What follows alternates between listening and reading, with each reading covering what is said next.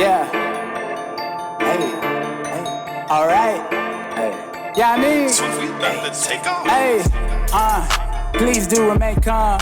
About to run against it and with a little bit of soul, no times.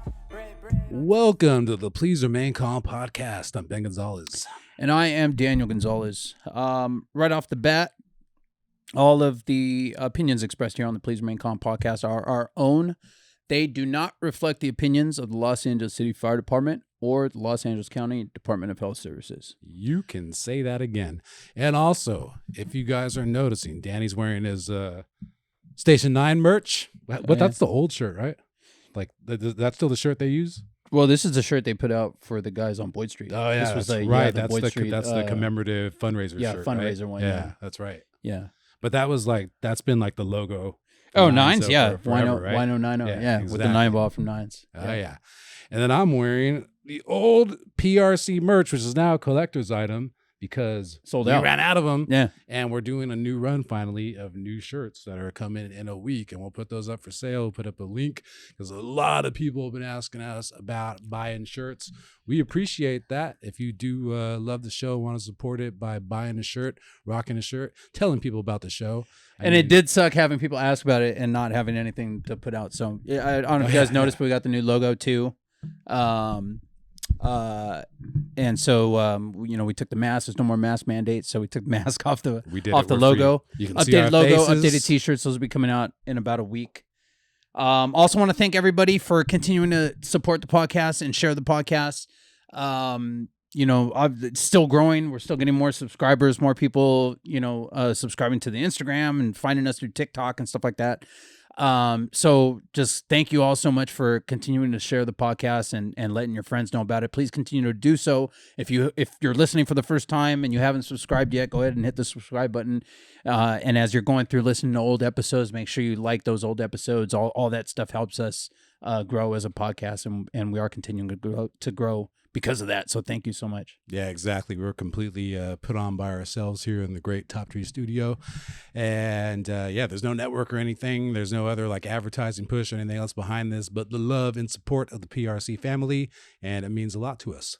And we are, with all those new, listeners and everything, we get a lot of questions asked to us about things that people want to see on the show or that they want to cover. Yeah. We're going to try to go into some of those this time and go back to a few of the older episodes that we really liked that we were noticing didn't get as many views as we kind of thought they deserved. Yeah, we're like it's kind of cool, man, actually, considering the fact that like when we first started this whole thing, it was just like, the pandemic had just started and we were kind of like, I do acting on the side and Ben does comedy and all that stuff shut down. And so to like have this idea floating around and be like, you know what, let's finally do it, dude. Let's just do it. We didn't even know. And if you go back to the first episode, which is actually a pretty popular episode, but it's like us just like rambling about stuff. You know what I mean? Mm-hmm. Like we really didn't know anything about what we were doing on this show or what it was going to become or anything at the beginning. So to finally be to a point where like even like all go scrolling, I was like going and adding the episode numbers to the titles of the episode on YouTube just to make them easier to look up for people.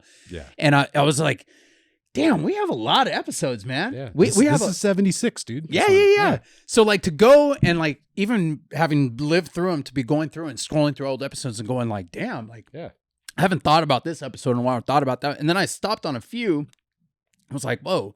Yeah. This is crazy. Yeah. This is crazy. And God, not that many people have seen this, Mm-hmm. And then you look at like the thumbnail or just like the basic title of it, and it's like, it really doesn't catch your eye or whatever. So we're going to answer a couple little questions, but then also go back and kind of highlight some of these old episodes that I think you guys will really enjoy, that are really interesting stories that have a lot of heart. Yeah, and there's a few where we're probably going to go back and like redo like more of like a pro breakdown podcast episode where we like really like lay out what happened. Because a lot of times too, especially in earlier ones, we were just kind of like letting it roll and the story comes out, which is cool. But I think for some of the listeners, people who aren't firefighters or something, they don't totally grasp all the details of it. Yeah. So like, it'll help for us to break it down kind of like I said, man, we've been growing with this thing, as you guys have been coming along and listening and we've been going along, we've just been kind of learning how to do it ourselves. So we'll cover some of those episodes, but I did want to answer one question that a lot of people have asked. We've done the episode in the past where talked about like what's the worst thing you've seen. It's like the most common question really any firefighter or paramedic gets asked. Episode 59. And I've had a few people ask what's the biggest fire that I've ever been to. And so I thought I would talk about that fire today to kick the show off. Still to this day, the biggest fire I've ever been to was actually like the first like really, really big fire that I ever had, you know. It happened back January 23rd, 2006. It was the produce market fire downtown LA. And Produce market. People are thinking that in their head like what a produce market is. You yeah, know what I mean? so And that it's small, or like the produce section of a market. yeah, no, when I say produce market, like the LA produce market, what I mean is downtown, there is an entire square block area, even bigger than that actually. Yeah. That's a facility that's like a hub for all of the produce that gets distributed within, I think, LA County, man, or a large portion of LA County. It's like an Amazon distribution center, basically, of just Produce. Yeah. Any of the like little like vendors that you see on the street corner chopping up fruit, pretty much anywhere that you go to the supermarket or to a local, you know, neighborhood market or a produce market, that produce has gone through the produce market hub in downtown Los Angeles. It's where the shipments come up, you know, on the trains. They get unloaded there, they get sorted out through to the different produce suppliers, and then trucks come and pick them up from there and take them all over Southern California. So it's a huge facility, man. When I say multiple square blocks, I mean multiple square blocks, and the way that the building operates. And we'll post photos. There's a ton of photos of this fire. It was a massive, massive fire in the middle of the day back in January of 2006. But the way the building is like constructed, it's like it almost looks like the outer wall of a prison, right? It's two-story, big high walls all the way around the block, right? Yes, with windows along the top and a fortress of produce and windows along the bottom. But the only doors are meant for they're like double man doors that are meant to be a pass through, so you can go to the inside of the facility, which is where all the rolling steel doors are. Yeah, where all the produce is and the actual like front of the business that is sorting all the fruit and stuff like that. We say man door a lot when we're describing buildings or fires and stuff. Yeah, you know, people are like Mandalorian. Tell what like a normal door, is. like there's doors, there's big ass rolling steel doors, you know, for trucks to drive through. There's big ass barn doors and stuff. A man door is just like a door in your office that you walk through. That's meant for a man or a woman to walk through. Yeah. So if you're looking at this facility, this multiple city block long squared facility with gates that you can go through to get in and stuff like that, it just looks like a 2-story high wall with a bunch of windows, and every once in a while there's a door there that's always shut and locked, right? Yeah. The only way to get into the actual facility where all the units are and stuff like that is to go through one of the gates. And then when you're in the middle of that place, it's bustling, man. I mean, there's fruit, there's pallets, there's trucks going all over the place. There's forklifts with guys and beep, beep, and beep, beep, and everyone's yelling. And there's some people that are just in there buying fruit, and there's, you know, trucks trying to back in and turn around and tiny little, it's like crazy in there, right? Kind of like Nines, huh? Like how you guys used to describe the parking lot. Well, yeah.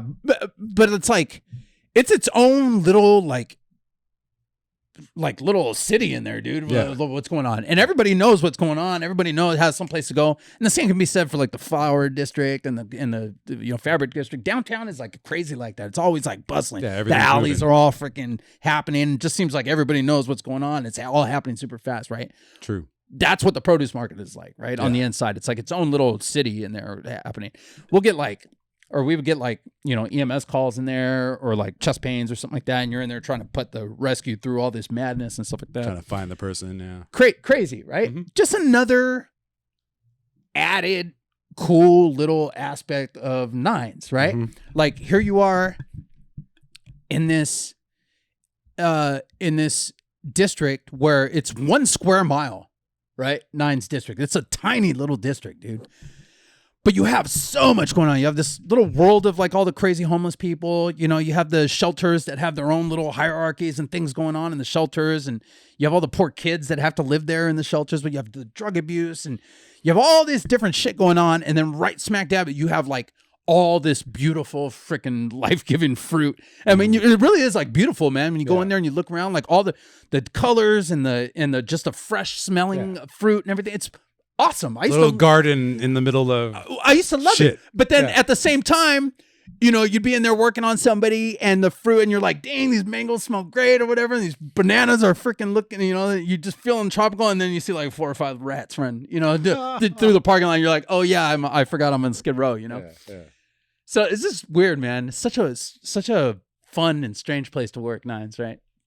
Anyway, I had been there at this point because keep in mind, I got hired in December of 2003 is my class. Mm-hmm. So, you know, 4 months of the drill tower, whatever it is, and came out in the field in April of 04, year probation, right? So I got off probation in April of 05. So at this point, January of 06, I probably got 7-8 months on the job, right? Mm-hmm. And I've been at Nines for that amount of time. Drilling, you know, we used to drill every night. We'd drill at night at Nines when everybody went home for the day and stuff like that. That's when we would throw our stuff out and go, you know, ladder roofs and do all this stuff. So drilling on different buildings, going on all these crazy calls. And at the time, I was in a non-funded rotational paramedic spot there. So there was 3 paramedics, right, that rotated onto 2 spots on the rescue. And then when it wasn't your turn to be on the rescue, you were on the fire side. You didn't get paid your paramedic bonus, but you learned how to be a firefighter, right? Right. So I was on the fire side a third of the time, basically. Okay. So in that 6 months of learning and going out and drilling, a third of that time I was actually on the fire apparatus learning how to do all this stuff, right? So I was like, I mean, when I say fresh, like new, like this was my first major fire, right? Because of that, I remember it very, very clearly. I remember everything about that day pretty damn clearly. Mm-hmm. It was a morning fire. It was like at 10:30 a.m. or something like that, 10:45 a.m. You were on the engine? I was on the truck, actually. Yeah, I was on the truck. Sitting? I was sitting in the inside spot. So explain the truck spots. Yeah, so the truck, when I say I'm on the light force, right? Oh, shit. I take that back. Typically, on the LAFD, the truck runs with the engine, right? Engine separately. Nines is the only station that's different, right? It's the pump, right? Okay. The truck goes with that engine, and the pump only has an engineer on it. The whole purpose of that is because the truck doesn't have any water on it. Right. It doesn't have a water tank, doesn't carry water, doesn't have hose, nothing like that. So if you pull up to a fire first, we're the fire department. We're supposed to be able to put out fires, right? The pump is really only there to supply water in case we pull up to a fire first, right? Yeah. Also, if the truck sets up for like a ladder pipe, stuff like that, right? The pump is what is actually able to pump water to it. At Nines, though, they run a little different. The truck at Nines actually has a 50-gallon water pump, air-actuated water pump on it, with a length of inch hose on it. So technically, if we pulled up to an auto fire or something like that, we could pull that thing and we have 50 gallons of water to be able to knock something down. And we have put out auto fires, actually a fully involved van on the freeway once with that 50-gallon tank. Wow. You learn how to be real judicious with your water usage and stuff like that, right? But we're so busy at Nines. Sorry, by comparison, though, the tank on engine is 500 gallons? 500 gallons, yeah. Okay. And Nines is just so busy that they had 2 fully staffed engines. Instead of having 1 fully staffed engine and the pump that goes with the truck, they took that pump and they fully staffed it with a captain and 2 other firefighters and everything you need to be able to respond to calls individually. Same thing with the rescues, right? So Nines is so busy, man. 2 fully staffed paramedic rescues, 1 fully staffed EMT ambulance, 1 that opens up in the PM if they're able to get staffing for it, and then 2 fully staffed fire engines, and then 1 fully staffed truck. Yeah. Right. A lot of guys in this station, right? Right. But that's how busy they are, man. And at the time that I got there, it was like a year after or 2 years after they were officially the busiest fire station in the entire country, right? They have a big plaque that Wally put up there when that happened. So it's a point of pride for the station, you know, to be that busy and to be able to respond to all those calls efficiently and stuff like that. So I was riding in the inside spot, but I wasn't on the pump. I was actually on the truck, riding behind where the captain normally sits. So on That's truck right. 9, The inside guy usually rides on the pump. usually right? rides on the pump with the, if you're out like a light force, the inside guy will ride on the pump with the engineer so that if there is a fire, he can jump out and hook up to the Start hydrant, lane, yeah. right? The engineer So- isn't stuck there by himself trying to get water. When he's saying the inside guy, or we're talking about like what seat are you in? Each seat on an apparatus has like specific duties and responsibilities, and whoever's sitting there that day, like you're on a roster, they put your name in, that's your spot. You're the guy that's going to do that stuff. So do you want to explain like what the seats are? Yeah. So it's just like Ben said, man. The job that we are doing, especially when it comes to fires, right? Not only is it super, super dangerous, right? And unpredictable. I mean, we're going into a scenario where we don't know all the factors of like how this fire started, how long it's been burning, what are the building materials in there, how fast do those burn, how quickly do those give out, all this stuff. We don't No idea. So many variables. Not only that, but you add on top of all that shit, time is of the essence. How fast we get up out of bed and to the rig, how fast we're able to put our shit on to get on the rig to head out the door is important, you know? The fact that all our rigs are like up to date and like functioning properly and don't have to be warmed up and they were plugged in at night the night before, so the engine block is warm and all that shit is important. Seconds matter, like literally seconds matter. I mean, you can go back to some of our old episodes, you know, especially when there's fire, right? Yeah. We don't know how long it's been burning. We don't know what the smoke's doing. We don't know if there's people hanging out the window with their kids hanging out. Who the fuck knows, man? You got to get there. Yeah. Okay. So when you get to a fire too, that was one of the things, man, on my very first fire at 26, the first house rookie, one of the things that I was like, oh shit, was just how fast everything happens when you get there, man. Like you practice that shit. You practice in the drill tower. You even go out on your first day with your crew and do it. And those guys are yelling at you and come on, hurry up. And right.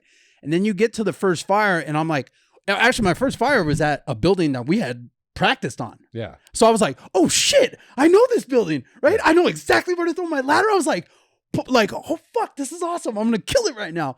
And I jumped out. I threw my breather on and I looked and everyone was gone, dude. I was by myself and I was like, oh shit. And so I run to the back, you know, pull the ladder. I'll finish telling this story because it's funny. No, this ain't the fire story, but I pulled this ladder right. It's 24 straight because it was a 1-story commercial. And you know, you can be cool about pulling the ladder out too because it rolls out if you give it a good yank and you grab it in the middle and run out with it. So I did that. I'm like, oh, dude, I'm killing it. Switch my shoulders, come out, see my spot. I turn in, I chicken wing that fucker, put it into the base, and I start pushing it up. And I get about halfway up, and it stops. And I'm like, what the hell? And I'm looking, and I look up, and my AO was throwing the aerial right above where I'm throwing the 24. And so as he's throwing the aerial, I'm putting the 24 up, and I put the rungs right into the freaking aerial. This is my first fire, dude. Man. And I go, stop, and he looks over, and he goes, fuck, and he starts to retract. Now as he retracts it, it pulls the ladder, the top of the 24 back down. Well, I'm already halfway pushing it up, right? So the center of gravity is off. So when he starts pulling it, there's no way I'm holding this ladder up. So this ladder comes, boom, ladder away, which is a big no-no. Yeah. Which is a big no-no if you know anything about throwing ladders or whatever. So the ladder's laying there on the ground. I'm like, holy shit. And he looks over and he goes, nice effing job, you know, and the captain's right there and he goes, just throw it against the building. So throw it against the building, go grab another ladder a little further away and everything. But that was my first experience throwing a ladder. But it just goes to show that, number one, you're by your freaking self, dude. Yeah. When you're at a fire and you show up to a fire, dude, it doesn't matter if obviously they don't leave the rookie by themselves. They're just in that little scenario, but you have a job to do and you're expected to do that job. Not only are you expected to do it, you're expected to do it at the top level that it can be done under massive amounts of stress as fast as you possibly freaking can, right? Yeah. So every position that you have on that rig has a job that's that freaking important that needs to get done, right? And if it doesn't get done, people can fucking die. Yes. right? And nobody tells you, like, you know, ahead of time from drilling, practicing, these are my responsibilities. And as soon as you get there, you just fucking do it. And you know it, and you're told that. And I don't know how to explain it, man. There's nothing to really prepare you for the moment that you're like, oh shit, this is real right now, right? This is real. Okay, let's go, you know? So this fire, this produce market fire, was the first time, like the other fires I had on probation, you always knew that like my AO is right there. He's watching my back. My captain is right there. He's, you know, when we're going inside on this little whatever fire, he's right there. You know, I can feel him right there. This was the first time, like, and then being an inside guy, because in and of its nature. So when you're riding on the truck, right, you got the guy that drives the truck in the front is the apparatus operator. He is the subject matter expert for everything and anything having to do with that truck. Okay. He's like super firefighter. He knows everything about every tool. He knows everything about every operation to put that tool into use. And he is like the guy that every other firefighter turns to when they have a question about an operation or a tool or how we're going to do shit or whatever. He is the say-so on how shit operates on this truck, right? Okay. The guy riding next to him is a captain too. He's a task force commander, okay, in the passenger seat. He is in charge of the entire task force on scene of an incident. When you get to a fire, he's in charge of the fire until the battalion chief shows up. He does a face-to-face, gives the battalion chief, you know, where he's placed companies and stuff like that. And then he typically goes up to the roof and meets his truck company on the roof, and he'll become like roof division or something. He'll be a safety officer up there on the roof operation. Sitting behind the AO, the driver's seat, is the top man. Top man is kind of like, I don't know, man. He's like kind of like the go-to guy. You know what I mean? He's the puller. He's the workhorse guy. He's going to help throw the first ladder. He's going to be the one to pull while the AO and the tillerman are cutting, you know, if it's a big operation, cutting holes. He's making sure stuff clear. He's making sure everything's sounded out. He's making sure that shit is, he's like the workhorse, right? Mm-hmm. The tillerman, the guy that rides in the back, steering the rear wheels, right? He controls the rear wheels back there. He is like the AO's right-hand man. Yeah. He's his like most experienced firefighter. He's the one that probably knows his operation a lot better. These guys are probably typically, you want a tillerman who you've worked with a lot, knows your operation, and you guys kind of can communicate and have an idea what's going on without even really talking about it, right? You know what's up. You know each other's operation. Big operations like one at this incident, right? This produce market fire where you're cutting a trench, a big long operation, you know, he would have another saw and would be cutting right alongside the AO. In this scenario at Nines, being as how the truck was on its own, fully staffed, the inside man rode in the seat behind the captain too. Mm-hmm. The inside man's job is really to open the place up, right? Get all the doors cut open. If there's bars on windows, get those cut open. Anywhere where it's his job to open the place up for be able to get in and be able to get out, right? Mm-hmm. And then once that's done, you typically marry up with depending on the fire, you can marry up with the engine company and go inside and start doing like inside truck work, salvage work and stuff like that. Or if it's a big operation, you're needed on the roof, they can ask you to meet up with your truck company on the roof or something like that. Yeah. Of all those positions, the inside guy, you're kind of like a little bit more on your own, right? You got to run around, get around the building, open things up, stuff like that. Okay, so I was riding inside that day, and I'd been, you know, typically when you're first on a truck company, just until you can get to some incidents and get drilling enough where like the AO knows you enough and stuff like that, you're typically like a top member. So he can be right there and see how you work and make sure you operate safely and all that stuff before he says, okay, you're okay to go out on your own. Yeah. So I'd been there, 6-7 months, we said earlier, right? One of my first times riding inside, I think. So like I said, it was 10:30, 10:45 in the morning. We were on another run at one of the shelters, a medical run. And whatever it was, you know, we get done with that run, actually turned around and saw the loom up behind us. Yeah. Ooh. Like, oh shit, there's a loom up over there.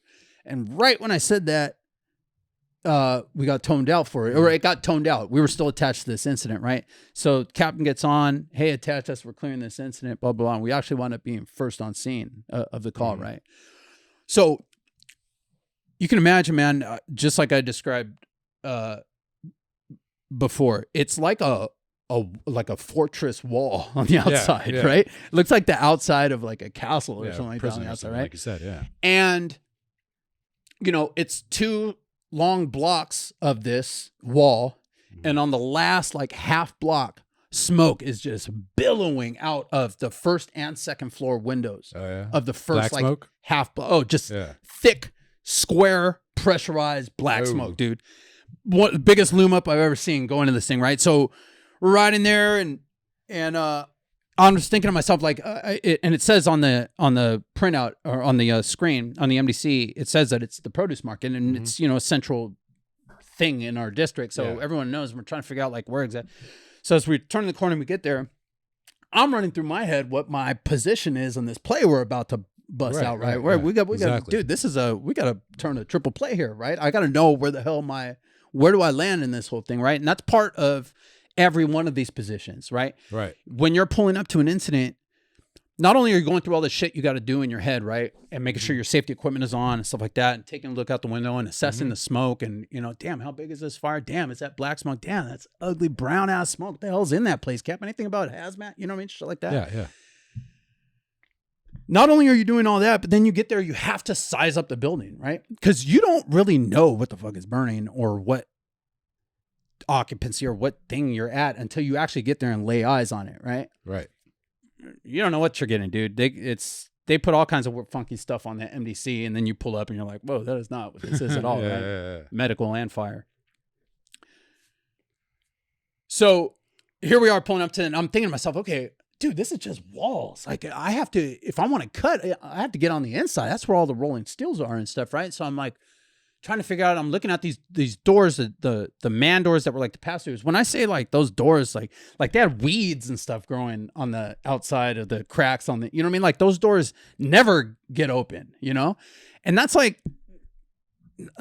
another thing you take into account, like before you try to cut yourself into a place, right? Like, damn, does this door even get used? Am I going to spend time cutting this door open, and then there's a fucking boxes. file cabinet, and a room full of file cabinets and shit in here? We can't even get in here to anything. So that's running through my head, right? So it's my first big ass fire. I'm trying to get dressed and everything because we got caught with our pants down. Not with our pants down, but out on a run already. And we're on, only a couple blocks away. So it was like the amount of time that we had to actually get ready and get there and stuff like that was diminished because of that, right? Yeah. So all of that is happening, and we're pulling up, and I'm looking at this wall basically, and I'm like, where do I even start with this thing, right? So I jump out, grab the rotary saw, grab a hooligan, and I run up to the first double doors that were this side of the fire. So all the way down at the corner to about a half block, there's square smoke billowing out of both floors. Right? But it's just you. Right now. We're the only truck pulling up, right? The rest of the guys are going to work, right? They're laddering the roof. They're going up to the roof, right? And it's just us pulling up to this fire. And when you guys see the photos of this fire, and I've posted a few of them in the past when I've run across different photos of it. Massive fire, right? That's a thing too, though, to be the first unit pulling up on something humongous. Yes, like yes. It puts a thing in your heart, kind of. Okay, right? So I'm just trying to put you in that place, right? Yeah, My first fire, this crazy ass station and district and shit, running up to this massive like freaking prison looking wall by myself with the rotary saw and a Hayward to these doors that I know haven't been opened probably in 5, 6, 7, 8 years, however long, right? And just hoping to God I cut them open and there's a way for me to walk through to the other side or something that's going to be useful. Otherwise, I got to run like a whole block around to get around the gate, through the gate to get to the inside of this structure. Now, I could have said, Cap, what do you want me to do? Cap might have gone, hey, screw it. Just marry up with us. We'll all go to the roof and rate, hey, next in, truck companies, we need forcible entry on the inside. We've got no accident. Could have done that. Right. I didn't even think of that, dude. Obviously, I'm like so locked in on, I have this job that I have to do. So here I go running up to this one door, right?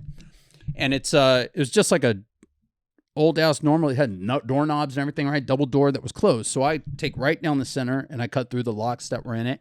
I jam my hooligan in there, and I pop, and they pop open like butter, dude. And I'm like, oh, dude, I am doing it right here, right? Inside man. I crack those doors open. I grab the rotary saw and the hooligan, and I could see the other doors on the other side. Is a little corridor, and I could see the other doors, and there's just a real light haze of smoke. All right, been through light haze of smoke. Pull your hood right around your neck. You pull it up like this and go through that shit. Okay, I took 2 steps into this haze, and my entire throat and eyes, like my throat closed up, like as quick. It could not have closed. Like my eyes started burning and watering, and I ran back out. Right, and I was like, "Holy shit, dude!" I didn't know what the hell that was. That smoke that was in there, dude. Yeah. And this was light haze, you said. Little super light haze. Okay, it just got you. So, but I could see the door over there, right? And there's panic hardware on the other side. So I just took a deep breath, covered my shit up, right? Put my goggles on, and I ran through it, holding my breath, and burned my eyes a little bit. I kicked the panic hardware, and it opened up to this bustling little town that I was talking about earlier, right? Only this time, people are running around screaming, and people are, the forklifts are trying to get, merchandise from this side to that side, because this whole area is, and it's chaos in there, dude, right? Right. Unbeknownst to me, the place that was right next to this corridor that I was walking, they had habaneros. It was like chilies. They had a bunch of chilies in there that were burning. So that smoke, that haze in there was burning chili. Yeah. And that's what got you. That's what got me, dude. Okay. It's like being friggin' sprayed. So the rest of the time we were there, my that's a hazard you don't even think about. Didn't even think about it, dude. Burning chilies. Didn't even think about it. Yeah. There's photos of me and Rich Hernandez that Rescue Rick took. That have there's some that we're sitting in a basically like a foot deep water with a heavy stream, and there's peppers and tomatoes and all this shit floating around us. Hot smoke challenge, spicy smoke challenge. But you pop out into the inside, and now this inside is where like I said, all the storefronts and everything, and all the rolling steel. And when I say it's like 2 blocks of just straight rolling steel doors, going down, right? So the first like 2 from the end of the block, which is where the fire was, were already open. There's fire blowing out from the front of those first 2 or 3, and then there were a few where the rolling stills were still closed. So I started going to work cutting rolling stills there. Cut open 3 rolling stills, still the only 3 rolling stills I ever cut. Get those things open, and just smoke billowing out. And then companies started coming in and pulling hose, and then it was just like helping out pulling hose and trying to figure out like how to set up lines properly, or with all this chaos going on. You know what I mean? Because it's hard enough to like. It's one thing when you show up and you have a front door and you pull a line right to the door, and you can pull folds to a door, and you go in. But when it's like a maze, you know what I mean? Once you get inside it, you got to have people that are stopping at corners and pinch points and stuff like that to pull hose. Well, that's how this like whole open area was. There were so many piles of like pallets and forklifts and different things in this little center area that there was no like straight shot. So I remember them being like trying to get all these people with forklifts and everything to get a bunch of stuff out of the way so that they could get like the truck company in to get a ladder pipe up and stuff like that. Mm-hmm. But yeah, man, I just remember them going to master streams pretty early in that thing. And then come to find out later, afterwards, after the fire, you have like a post-incident debriefing with the crews that were there, and usually do one with your own crew and stuff like that. And so we all broke down, and they got up there, and pretty textbook. They cut a strip. So on something like that, like a strip mall or something like that, right, where you have multiple units, a lot of times those will have a common attic. Right, they'll all share the same attic. So if you get a fire, it's like a courtyard in the middle, though, right? It's like open air in the middle. Yeah, and there's roofs around the warehouse. Yes, area. Yeah. So when they got up there, they basically threw the fire. So if you can picture the fire's burning from the corner inside, it had already burned like a half a block. So they threw like a full block away and just started working right there on they went out, cut a big heat hole as close as they could to the fire, and then figured we're going to do a lot more good if we back off and then cut a strip. So what they did was they cut a strip basically from the front all the way to the back a place where all of that smoke and everything could Go up, could exit, and it helps to stop the lateral spread of the fire, basically. So it's a big maneuver that you need, or a big tactic that you need multiple fire companies to do. Yeah, it you know, takes a lot of guys. So that fire, when people ask me like, what's the biggest fire you've ever been to? Just by looking at photos, you can see, damn, that's a big ass fire, right? Yeah. And I mean, some people might say like a career fire. That's how big the sucker is. Right. But for me, there was a lot of things that happened in that fire that like I'm not sure that I'll ever see again in my career, right? A strip of that size, you see strips. Yeah, you're being saying cut. about the size of a block? Yeah, dude. Like That's insane. you're typically talking about cutting a strip on like a strip mall or something like that, Yeah. just like a store wide, right? Right, This right, was right. like a massive building. And if there are photos of the strip that they cut, so just like the sheer size of that strip that they cut on this thing was impressive to me, especially as a young firefighter. Yeah, and the still to idea this day. of those guys being up there working on that with a huge fire raging through right next to them, basically. Yeah. And then we got to cut the biggest hole we ever cut. And 3 guys by themselves initially, you know what I mean? Until Yeah, exactly. Until Your truck first crew, until your truck first crew. 17 and truck 10 got there and stuff like that. And then just for me personally, just my first big fire, my first time like being off on my own as an inside guy and making decisions on my own to cut. That whole thing with the habanero smoke hitting me and that's just like crazy. not knowing what that was, like literally thinking like, what kind of hazmat shit is in this thing, meanwhile it was and then Chili's, realizing it's Chili's. Cutting up in the rolling steels, it's just not something that you do every day. So to be able to cut 3 open, on that one incident, Yeah. it was just a unique incident. Such a unique building too. Yeah. And we wound up being on it all day. And then there's a fire photographer, Rescue Rick, if you want to look him up on Instagram. He's a firefighter, but he's been taking fire photos for years. He got a bunch of, actually just happened to get a bunch of photos of me and Rich Hernandez when we were hanging on to this heavy stream when we are just trying to put the thing out at the end. But then getting called back to do a fire watch later that night.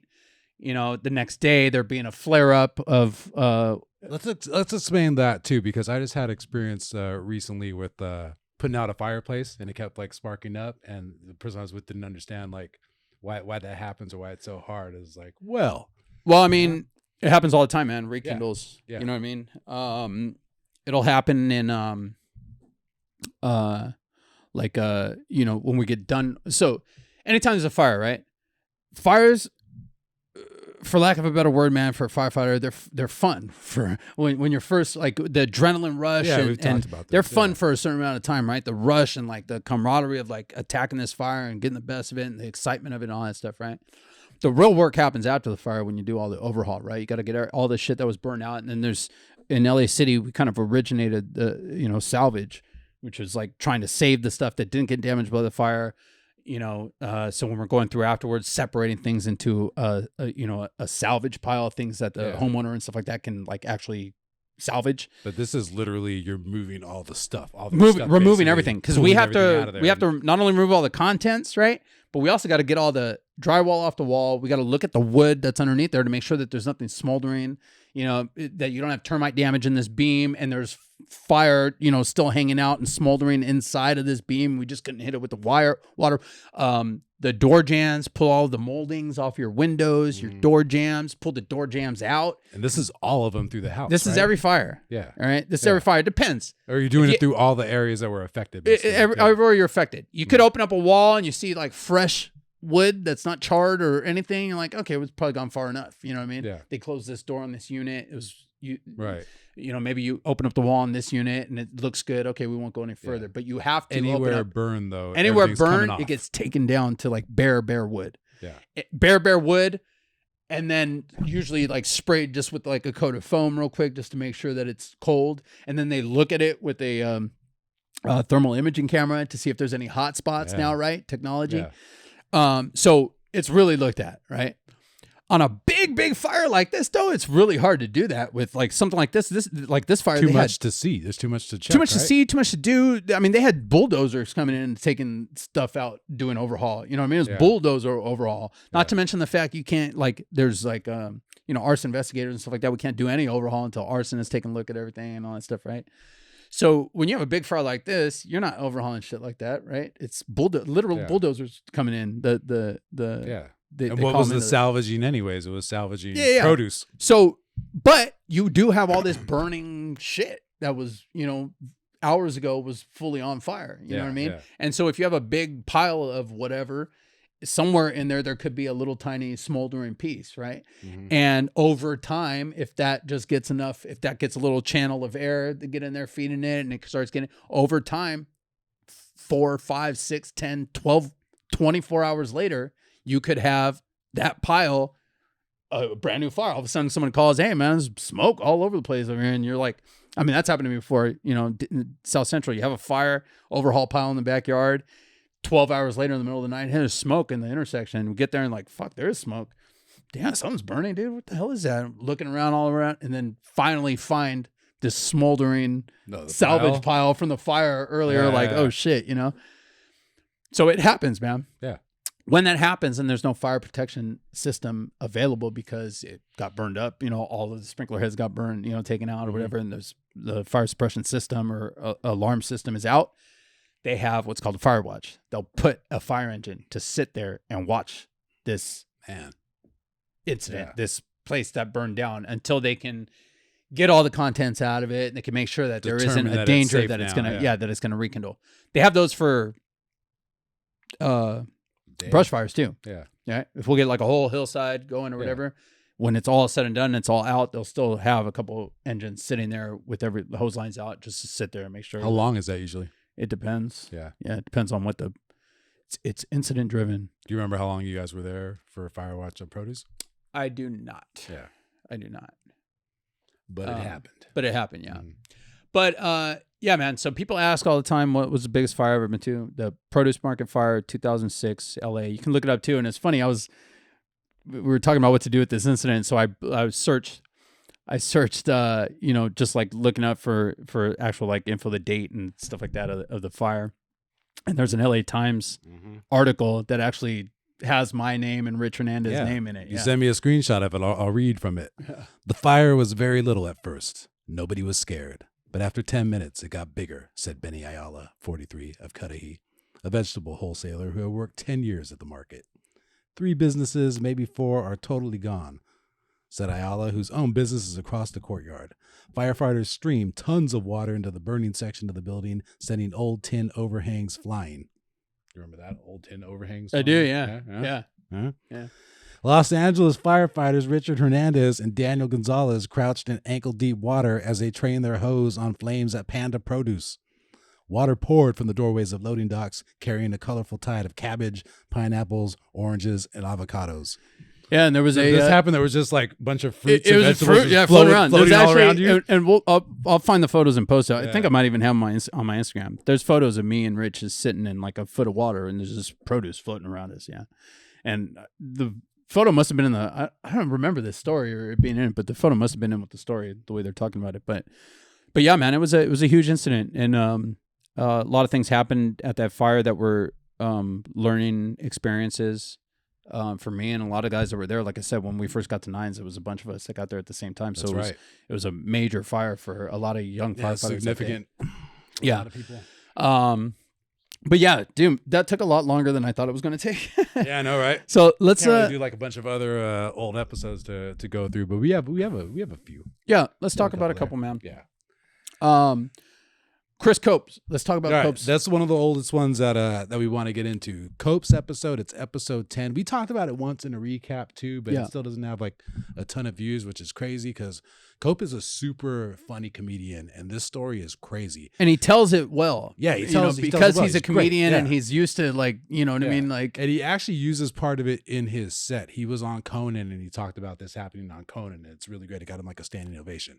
But basically, he had an aortic aneurysm in a hotel room before a show on the road on what was his first big road weekend. Yeah. And like when you're a comic, that's kind of like how you elevate. You start like as an open micer, then you can start hosting, then you become like a feature comic, which is like a guy that goes on like 20 minutes or half an hour or so before the headliner.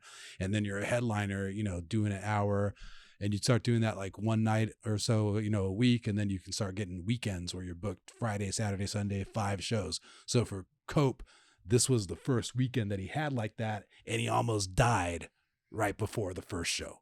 Yeah, man. Basically. It's a crazy story, and we kind of talk a little bit about what an aortic aneurysm is and stuff like that. If you don't know, it's something that like if and when it happens, if you don't get treatment and surgery to repair that like right now, and that thing ruptures, I mean, you're dead. There's no ifs, ands, or buts about it. You know, and he's a heavyset guy too. So there's a whole funny story. I mean, funny now, you know, years later after the fact, but not so funny when it happened.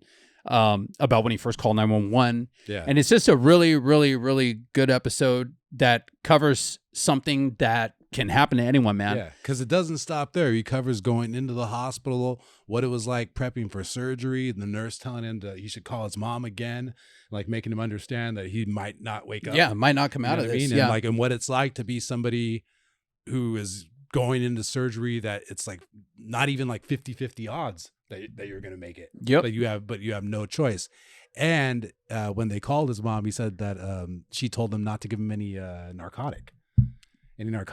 So he did it like without any like narcotic pain medication. Yeah. And he did the whole procedure and recovery without that. And it was crazy. Yeah, it's a crazy story, man. And like I said, Chris is a professional comic, so he tells the story well. And it's just really worth you guys going back and taking a look at that episode. We're kind of going through and seeing what episodes didn't get as many hits as they should have, and I think that's one that really needs to get a few of them look. were ones with comics that had crazy stories like this, which is kind of trippy. Because another one that had not what we thought it deserved as far as views was episode 37. It's Ryan Talmo. Yeah, and Ryan Talmo is like a comic that pretty much all the comics know in LA, but he survived Hodgkin's lymphoma.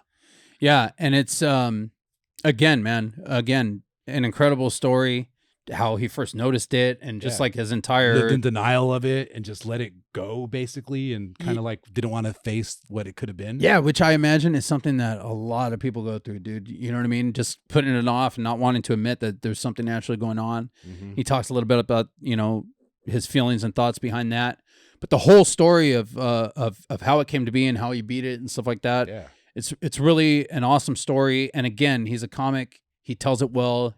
There's comedy injected in the story, and obviously he's alive and well. So everything has a happy ending. It's a really great episode. Yeah, and Ryan's a great guy. And I think that comes through a lot. His personality comes through a lot in the episode. Absolutely. So it's definitely worth. What number was that? 37. 37. And he comes through it. He survives it. And they tell him that, you know, he'll never be a father, none of all these things that he won't be able to do now because he's a cancer survivor.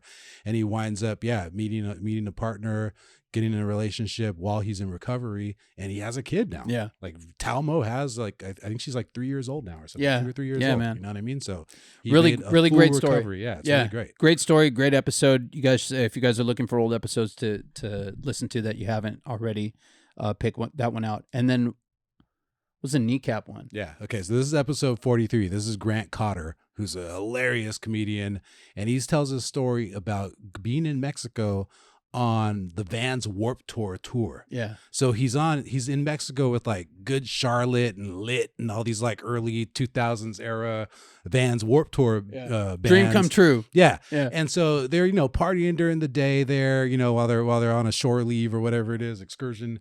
And they're there in Cozumel, Mexico, riding scooters, mopeds right through the streets. And he has a scooter accident, and he basically kneecaps himself. He like skins and degloves his entire kneecap on a country roadside in Mexico with Good Charlotte. And God, wasn't it? Oh, and then they had to leave. Right? Yeah, they had to leave, and they wound up having to leave him there. He goes to Hooters. He makes them take him to Hooters. Oh, that's right, because that's the closest American place that he can see. Yeah. He's like, okay, I can get help. Which is also funny because we have other episodes where the first place the guy went was Hooters because he didn't know where else to go. The Vegas shooting. And that was crazy too. The Vegas shooting does a ton of views though. But in that episode, the first place when the guy finally gets out of the Route 91, tragedy, he wanders into Hooters. And asks for a bottle of water. And everybody's our guest for years. Yeah, right. It's so crazy, man. But this episode, man, he again, he's a comic. There's it's a funny story the way he tells it. Now, looking back at it years later. Yeah, but like Adam Sandler gets involved later.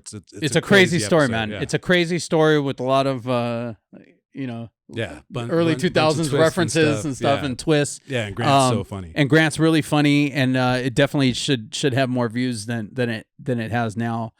So if you guys are looking for old episodes, check that one out as well. Yeah. Another one with one of our homies, episode 35 with Adrian Navarez. He's a sheriff who we grew up with. He's a sheriff now, but he was a college baseball player for LMU. And he has the craziest story of this freak accident that happened when he was at practice. During baseball practice, he winds up getting a big chunk of his leg just chopped off. Yeah, basically a groundskeeper had left him. a piece of equipment on the grass that shouldn't have been there, basically. Right. And in practice, shagging balls, not even doing anything important. Yeah.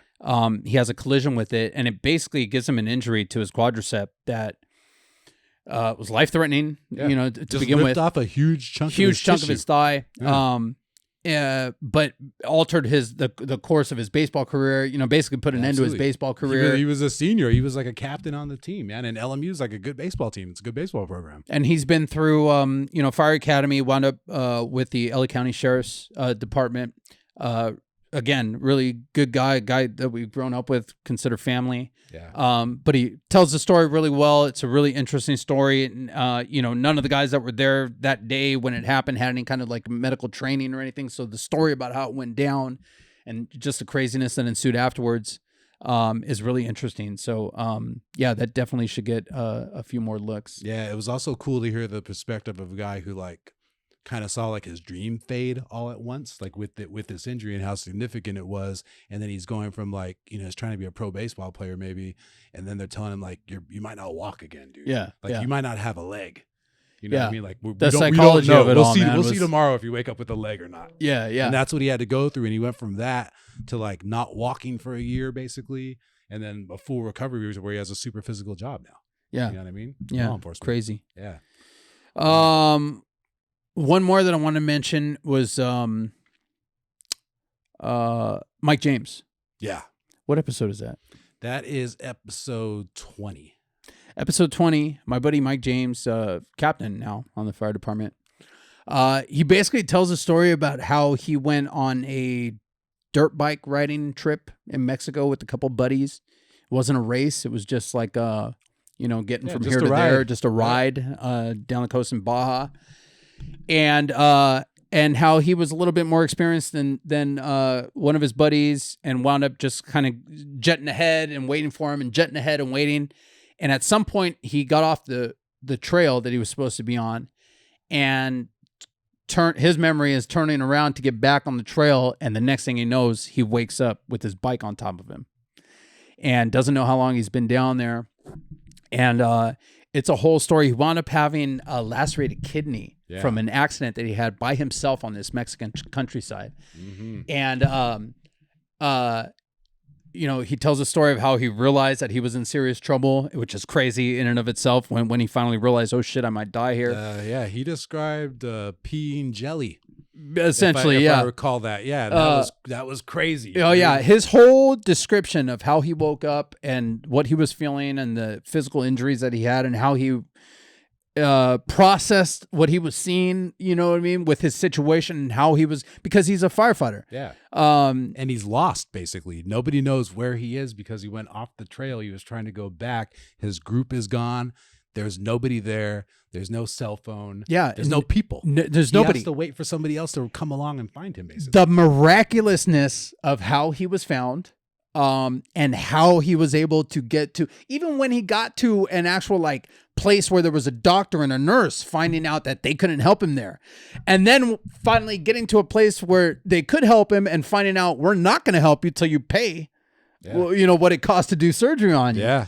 The fire department gets involved, his buddies that were there, get a helicopter, to get him over it is a crazy, thing, man. It's wild. Crazy story, that has a lot of twists and turns, about a really good guy who really tells the story well.